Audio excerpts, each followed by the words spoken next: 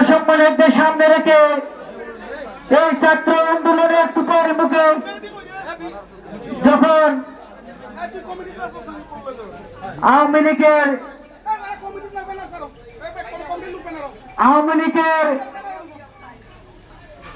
4 তারিখ ছাত্র আন্দোলনের তুপের মুখে যখন পালিয়ে যায়, সেই থেকে শেখ হাসিনার বিদায়ের ঘন্টা বেজে যায়।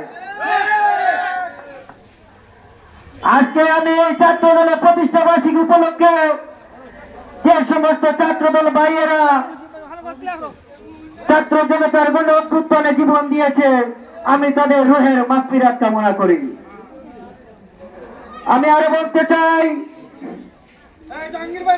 যদি আগামীতে ছাত্রদেরকে আবারও রক্ত দিতে হয়, জীবন দিতে হয়, রাজপথে থেকে আমরা জীবন দিব, রক্ত দিব, তবুও আওয়ামী লীগ সরকারের যারা পুনর্বাসন করতে চেষ্টা করতেছে তাদেরকে আমরা পুনর্বাসন করতে দেব না। সংগ্রামী নেতৃবৃন্দ, আমাদের এই শ্রীমঙ্গলে আমরা গুটি কয়েকজন মুজিব ভাইয়ের নেতৃত্বে শ্রীমঙ্গল উপজেলায় ছাত্র দলের নেতৃত্ব দিয়েছি। এখন দেখা যায় অনেক ছাত্র দল নেতৃবৃন্দ 5 তারিখ পরে উঁকি মারছে।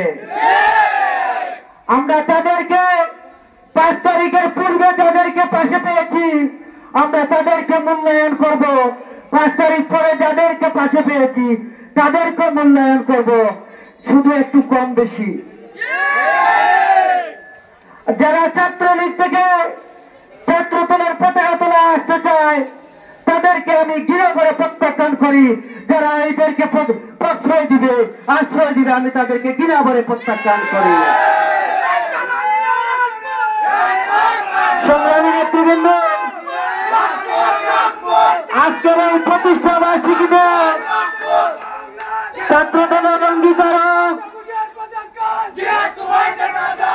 রাজপথ এবং স্বৈরাচারীর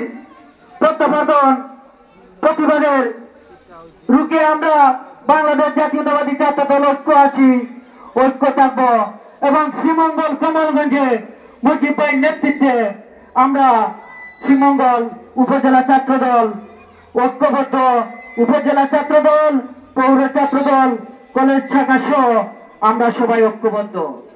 সংগ্রামী নেতৃবৃন্দ, আপনারা এই শীতের মাঝে কষ্ট করে বিভিন্ন ইউনিয়ন থেকে এসেছেন, আমি আপনাদেরকে শ্রীমঙ্গল উপজেলা ছাত্র দলের পক্ষ থেকে আন্তরিক মুবারকবাদ জানিয়ে আমি আমার বক্তব্য এখানে শেষ করলাম।